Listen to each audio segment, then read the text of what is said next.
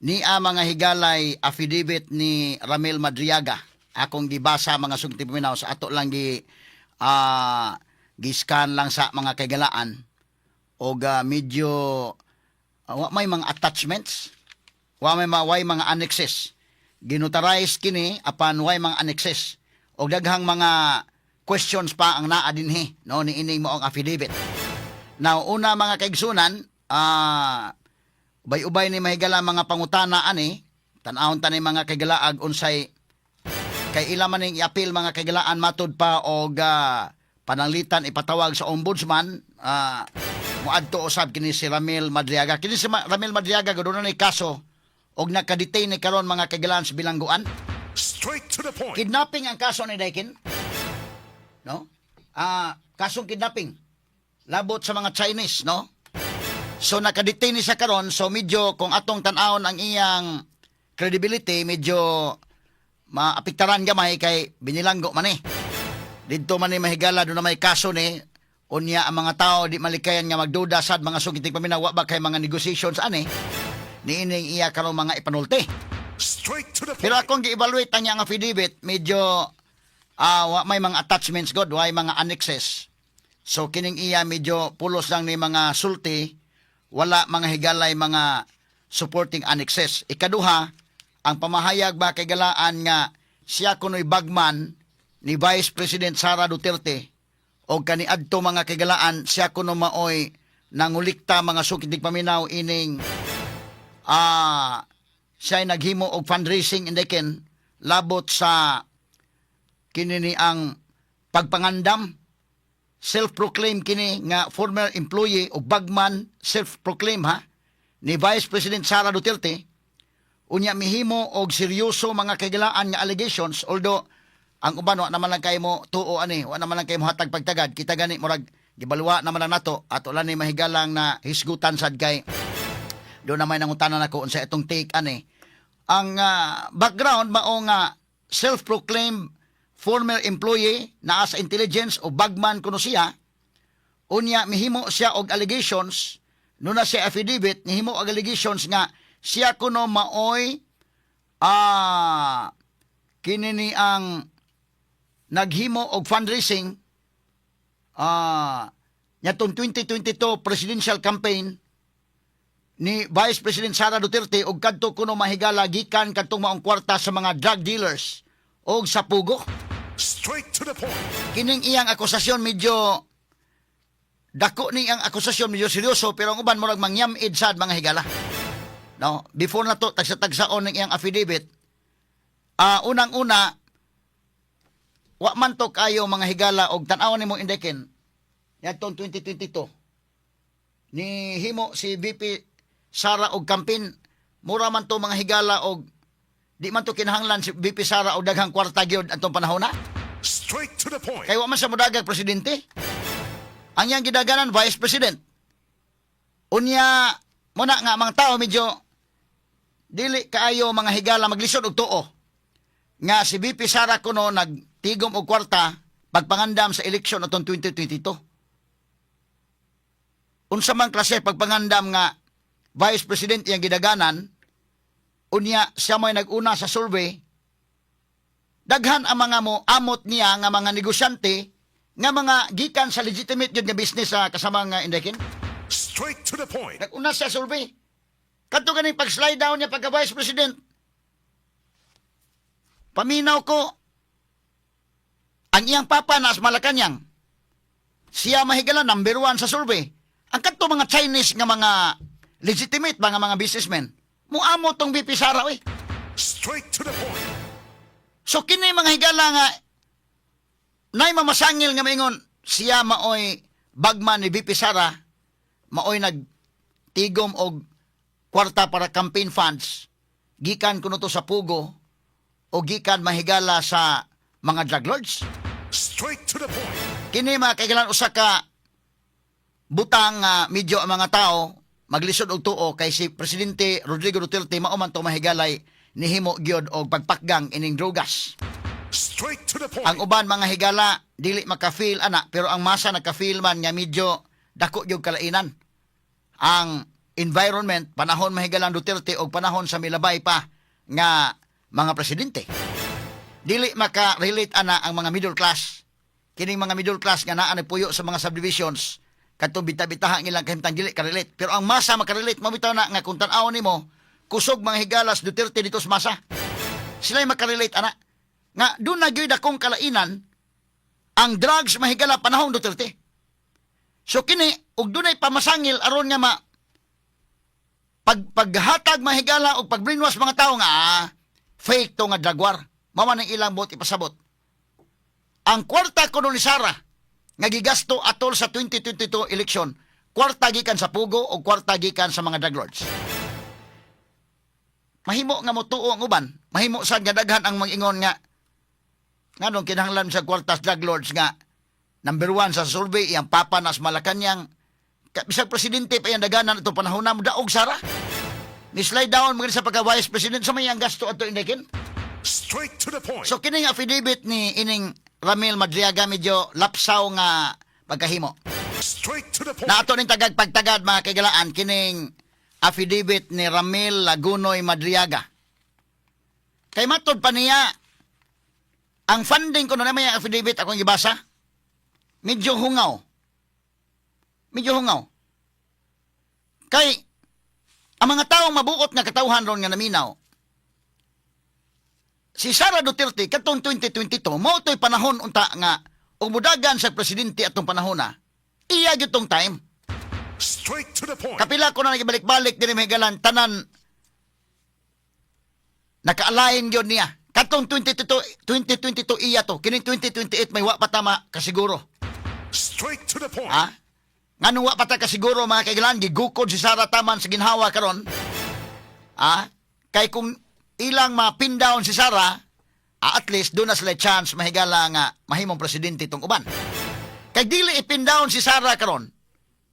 Surveys after surveys, kusog man yun. Hangtod do number 1 man. Si Vice President Sara Duterte sa mga surveys. Straight to the point. So, kinanglan nga ilag yung pa-disqualify, ipa-impeach, nga ma-disqualify di na kadagan, para nga doon ay chance po ng uban. So, kini, mo ni ang strategy gidron. So, muna nga, bisag unsa na lang mahigala na yung paghimuon ron.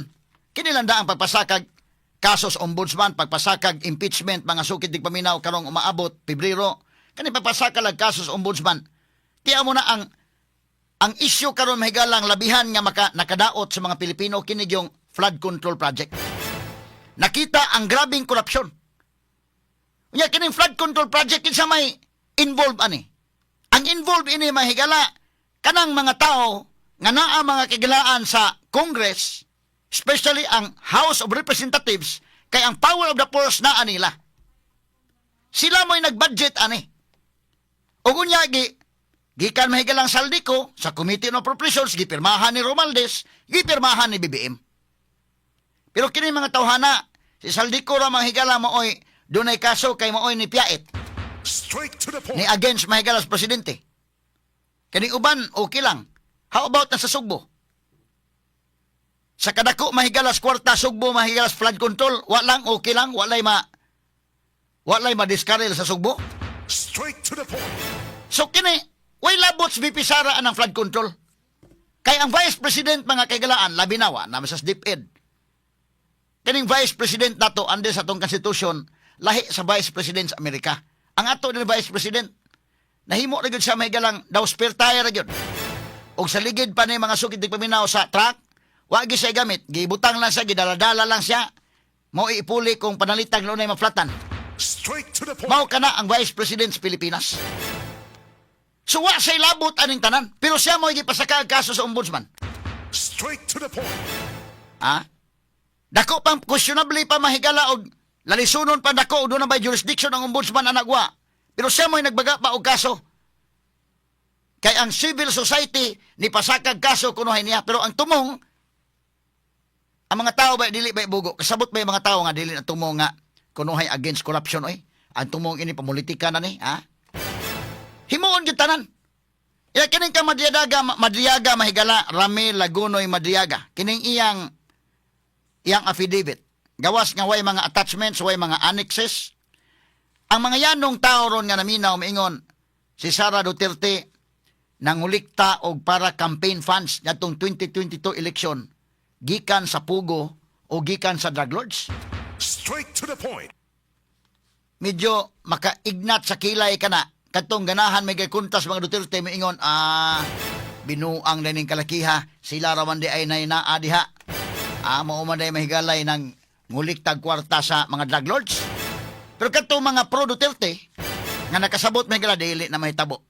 Kay kadto si Presidente Duterte mao gito nakigbatok sa drugas og na feel gyud namo nga dako yung kakunhod sa drugs panahon mahigalang digong. Ikaduha, si Sara Duterte atong panahon na mahigalang 2022, perfect time to para niya nga mahimong presidente pero ni slide down sa pagka-vice presidente. Straight to the point. Unsa may dakong gastuhanan ni Sara anang panahon na nga frustrated gyud ka nga mangayo ka og kwarta amot gikan sa mga drug lords o gikan sa pugo. Straight to the point. Ang yanong mga lungsuranon maingon na di mimtuo ano eh. Straight to the point. Kay kanang number 1 ka sa survey kisabog yung magdahom atong panahon ng si Sara mo slide down pagka vice presidente oy. Bisag presidente pa yan daganan hayahay kayo niyang kandidatura at the time. Ngano man iyang papanas Malacañang. Ang tanan mga higala nga mga congressmen happy tanan alain mga higala nila sa PDP laban.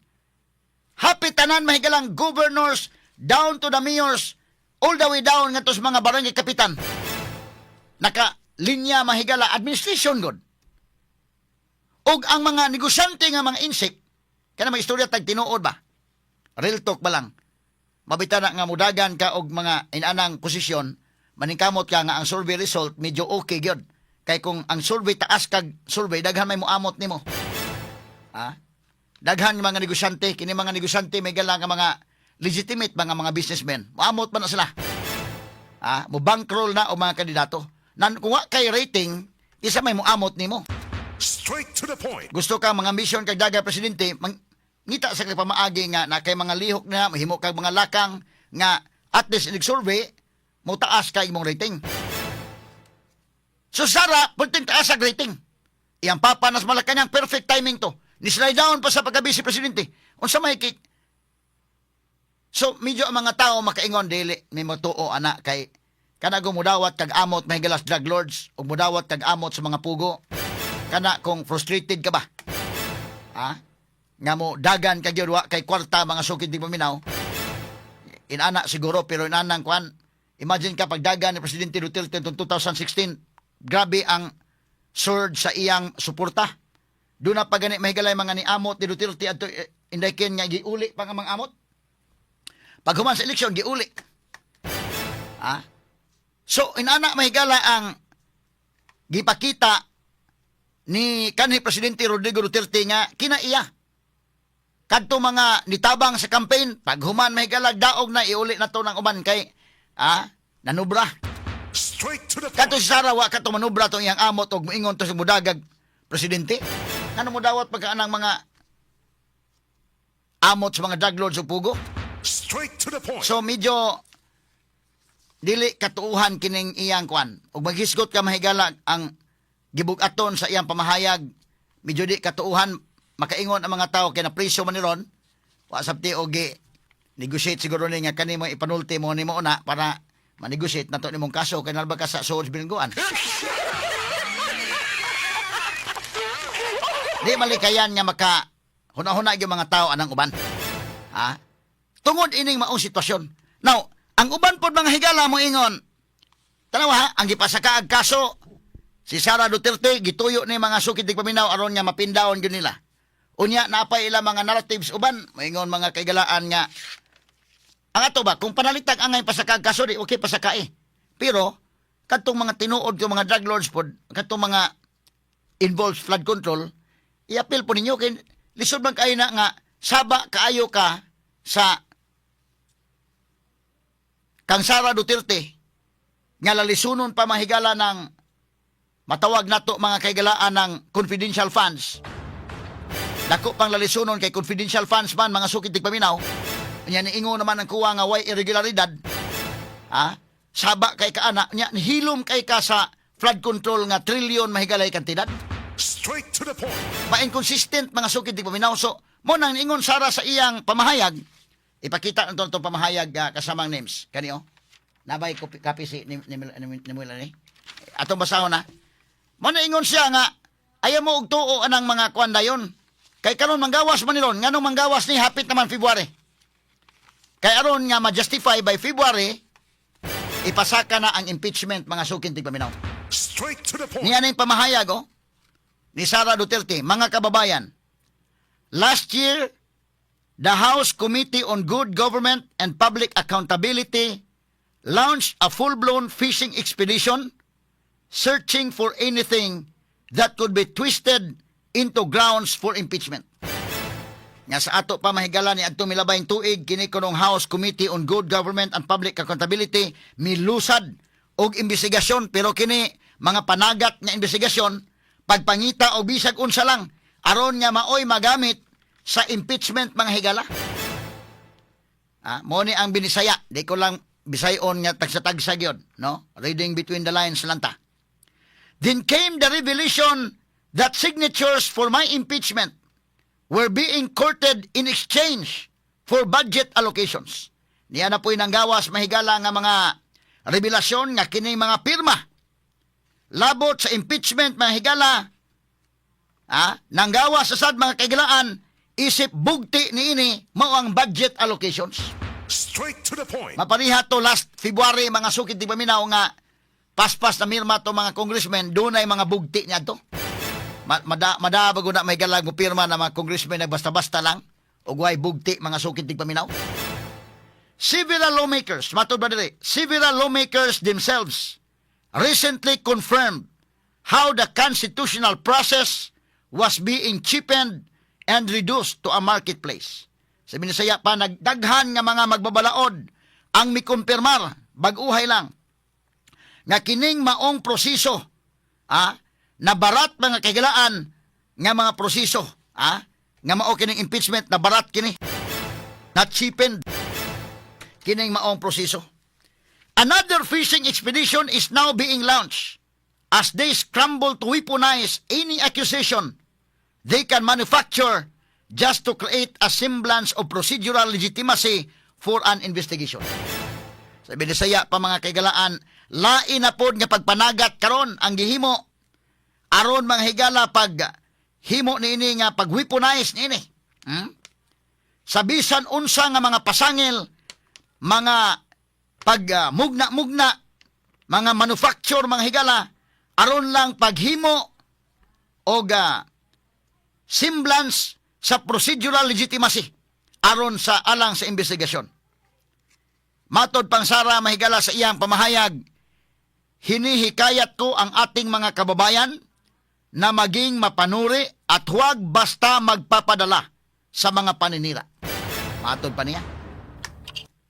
Iyang giauhag ang mga kaigsuunan, ang mga kababayan nga kinahanglan nga dili basta-basta magpadala niining maong mga pagpanaot. Straight to the point. Hindi ito tungkol sa paghahanap ng katotohanan, dili kuno kini mahitungod sa pagpangita as tinuod. Ito ay tungkol sa pagtakip ng nakawan sa kaban ng bayan na hanggang ngayon ay walang nananagot. Straight to the point. Kini mahigala dili ni mahitungod sa pagpangita mga kaigsunan sa kamatuoran, kundi mahitungod kini sa pagtabon sa grabing kinawatay sa kaban sa katawhan ang hangtod karon wa gyoy nanubag. Straight to the point. Patod pang VP Sara mga higala. Patuloy lamang tayong maging matatag sa harap ng pagbagsak ng ekonomiya at walang tigil na pagtaas ng presyo ng mga bilihin. So padayon lang kuno ta mga higala nga magmalig-on at tubangan niining pagbagsak karon sa ekonomiya. Grabe yung pagbagsak mga higala. Ug way hunong nga pagtaas sa presyo sa mga palaliton. Patuloy tayo magdasal para sa kapayapaan. Padayon ta nga magampo alang mga higala sa kalinaw. Rest assured that the office of the Vice President will continue to deliver efficient, accessible, and responsive public service for the good of all Filipinos. Straight to the point. Matod pa, gipasalig mahigala sa Vice Presidente nga ang opisina sa Vice Presidente padayon lang sa pag-deliver sa efficient, accessible o responsive public service sa serbisyo publiko alang sa katawhang Pilipinhon, mga suking tigpaminaw. Straight to the Tama ni point. ang pamahayag ni Sara kay matod niya daghan na karon mga paninira, iyahay nagpanggawas. Dili malikayan nga daghaning mga manggawas ron kay hapit namang February. Kay kung dili gud mapunan, moingon confidential funds. Unsa man pud karong i-file og balik sa February confidential funds gyapoy basis. Mingon man nga confidential funds wa gi flood control.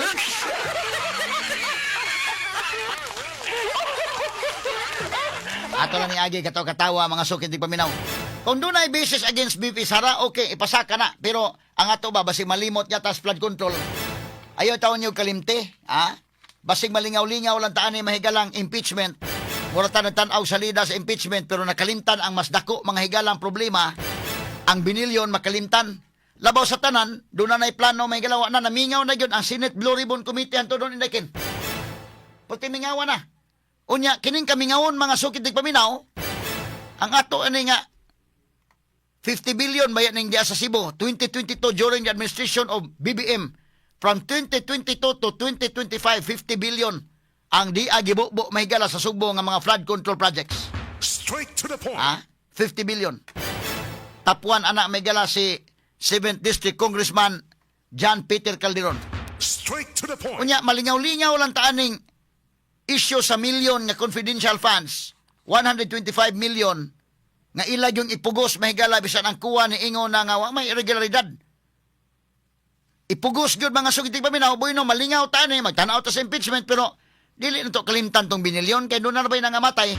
Straight to the point. Ala himuan ninyo kung mao inyong gusto. Pero nga to sang hangyo ba nga ayaw tawag kalimti ning binilyon. Ang mga tao mahigala dili tao na bugo magka-catch up ang mga tao nga binuang man inyong kalaki. Di man ni pagpangita as kamatuoran inyong kalaki. Di man ni paggukod mahigala sa mga sad-an, paggukod man is kontra partido. Mao na mahigalay sayon sabton sa mga tao. Not just